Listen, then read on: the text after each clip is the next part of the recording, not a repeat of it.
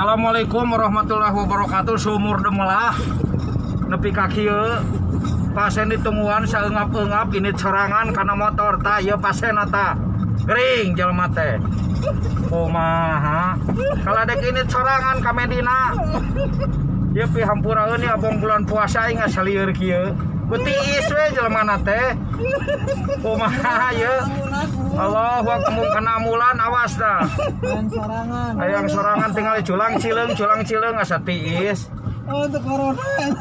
Dia adalah seorang yang reaktif. Wah, poro.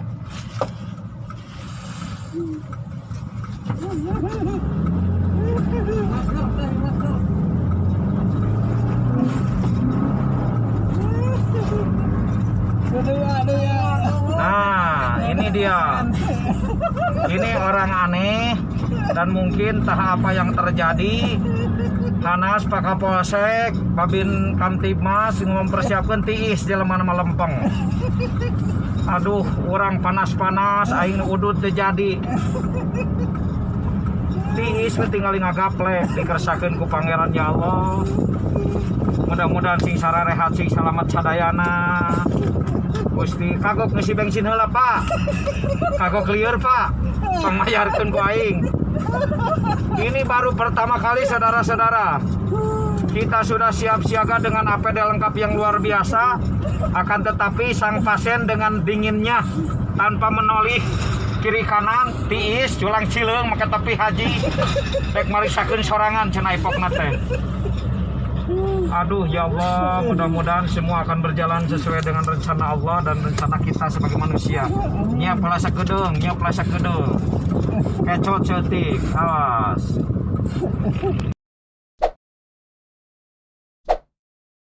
Pak Riki, ini viral kembali satu pasien tidak mau dijemput pakai ambulans. Ini bisa diceritakan sedikit awal mulainya bahwa pasien tersebut diketahui memang positif ya atau reaktif rapid testnya? Iya. Jadi begini, itu terjadi pada tanggal 13 kemarin ya, hari Rabu. Hari Rabu, betul. Pemerintah Garut sebagaimana dalam pelaksanaan PSBB melaksanakan rapid test massal kepada masyarakat. Gitu. Nah itu terjadi di salah satu pasar di wilayah Kecamatan Karangpawitan. Kita melaksanakan rapid test, ada salah seorang warga masyarakat yang hasil rapid testnya reaktif. Begitu. Baik, waktu dilakukan tes massal atau rapid test massal di Pasar Karangpawitan itu ada berapa, kuotanya berapa Pak Riki? Kita kalau per hari minimal itu 100. 100, berarti waktu di Karangpawitan juga 100 ya, kurang lebih ya? Ya betul, 100, kurang lebih 100 itu. Ya. Oke. Nah pada saat hasil menunjukkan reaktif, sebenarnya warga ini juga kooperatif siap diisolasi sebagaimana SOP protokol COVID, bahwa yang reaktif itu kita rujuk ke salah satu rumah sakit yang telah ditunjuk oleh pemerintah begitu. Cuman beliau sebenarnya bukan menolak untuk diisolasi, bukan.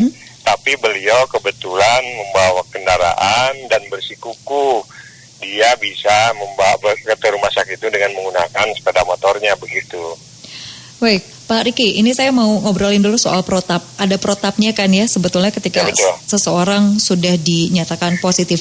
Sebetulnya masih boleh nggak sih kalau orang udah dinyatakan positif, terus reaktif bukan positif ya? Betul, reaktif begitu terhadap tesnya, lalu dia masih dalam hal ini ya, dia masih bersentuhan dengan yang lain. Dia kan tadi juga memilih untuk naik motor sendiri ya, khawatir mungkin ya kendaraannya. Betul.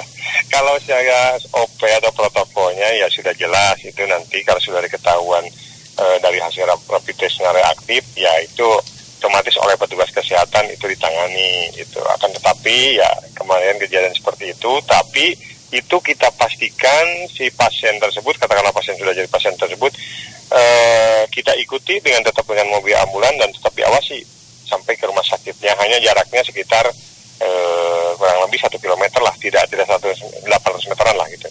Baik, Pak Riki, artinya yang bersangkutan ini dipastikan dia tidak kontak dengan siapapun ya? Tidak. setelah pas pemeriksaan itu hasilnya diketahui reaktif, kita pastikan sempat ada perbincangan dulu untuk dibawa ke rumah sakit dan dia menyanggupi, tapi dengan membawa kendaraan. Dan kita ikuti, kita awasi dan kita pastikan sampai di rumah sakit tidak ada kontak dengan siapapun. Baik, Pak Riki, kalau boleh tahu ini yang bersangkutan yang juga tadi dia didapatkan hasil reaktif ketika di Pasar Karangpawitan. Ini memang asli warga Garut ataukah warga yang bisa dibilang warga yang mudik begitu? Enggak, dia warga asli. Warga asli di Karangpawitan tersebut. Baik, jadi dia masih warga Garut yang kemudian hasilnya reaktif setelah dilakukan tes. Baik, sampai dengan nanti ini kan masih akan terus nih ya rapid test dilaksanakan tes massal begitu ya. Ini apakah juga orang ini adalah OTG atau orang tanpa gejala begitu Pak Riki? Kalau hasil rapid test kan itu kita tidak bisa sampaikan OTG atau tidak ya, karena dengan alat rapid test ini ada beberapa kemungkinan untuk dia sampai terjadinya reaktif gitu. Tapi kita pastikan dalam pelaksanaan rapid test massal selama masa PSBB ini, mungkin sampai besok di Garut pelaksanaan PSBB, hari ini akan dievaluasi apakah diperpanjang atau tidak. Dan pastikan sampai besok kita tetap melakukan rapid test massal di beberapa tempat. Di pusat kota itu ada 3 titik, di perkantoran juga ada 2 titik. Selain itu di pasar-pasar juga kita tetap melakukan rapid test tersebut di pasar tradisional maupun pasar market seperti itu, mall. Baik, Pak Riki, apabila seseorang sudah dinyatakan dia reaktif begitu ya, berapa persen kemungkinannya dia akan positif? Karena kan pernah ada kejadian juga rapid testnya negatif, tapi ketika dia dilakukan swab test hasilnya positif. Nah, ini kemungkinan yang bersangkutan ini akhirnya positif begitu ya? Ini akan dilakukan tes lagi di kemudian hari? Ya, setelah nyampe di rumah sakit, si pasien tersebut kita langsung swab test. Swab test, baik. Nah, itu yang untuk memastikan yang bersangkutan positif atau negatif kaitan dengan COVID itu ya pasti dengan swab nanti. Dan swabnya itu telah kita laksanakan sejak hari Rabu, itu kejadian hari Rabu ya, tanggal 13 Mei. Betul. Dan hari itu juga kita sudah kirimkan hasilnya ke Labkesda Provinsi Jawa Barat hasil swab testnya. Baik, pendengar, saya masih bersama dengan juru bicara tim penanganan COVID-19 Kabupaten Garut, ada Bapak Riki Rizky Derajat. Pak Riki, ini terakhir saya mau bertanya untuk perkembangan COVID-19 di Garut sendiri. Saat ini apakah mengalami juga penurunan yang signifikan? Indeksnya sudah berapa sampai dengan hari ini? Ya, terima kasih ya. Untuk perkembangan COVID sendiri ini sudah hampir 1 minggu lebih. Kita mengalami stigma kurva yang tetap ya. Untuk pasien positif saja itu tetap 11 dengan 2 orang yang sudah sembuh, sudah pulang gitu. Dan yang lainnya informasi terakhir hampir semua 8 orang yang dirawat itu yang confirm ya, itu sudah menunjukkan hasil yang sangat bagus. Dari hasil swab pertama itu sudah bisa kita lihat ada perkembangan. Kita sambil menunggu swab yang terakhir, kita masih menunggu. Mudah-mudahan ini juga menjadi kabar baik bagi Kabupaten Garut, masyarakat Kabupaten Garut. Dan untuk yang PDP sendiri itu tetap sama juga, dari 58 kasus itu sudah tinggal 4 yang masih dirawat. Ini mudah-mudahan mengalami kemajuan. Untuk OTG sendiri itu ada sekitar 2.543, itu 2.200-nya sudah sembuh, sudah kembali pulang itu. Dan tinggal hanya 8 orang yang masih dirawat karena ada penyakit penyerta. Ini merupakan selama seminggu ini paling kita menemukan hasil tracking dan tracing itu hanya sekitar 4-5 orang aja, orang yang ODP begitu. Baik, artinya secara percepatan penularan ini indeksnya bisa dicantakan di bawah 1 di Kabupaten Garut?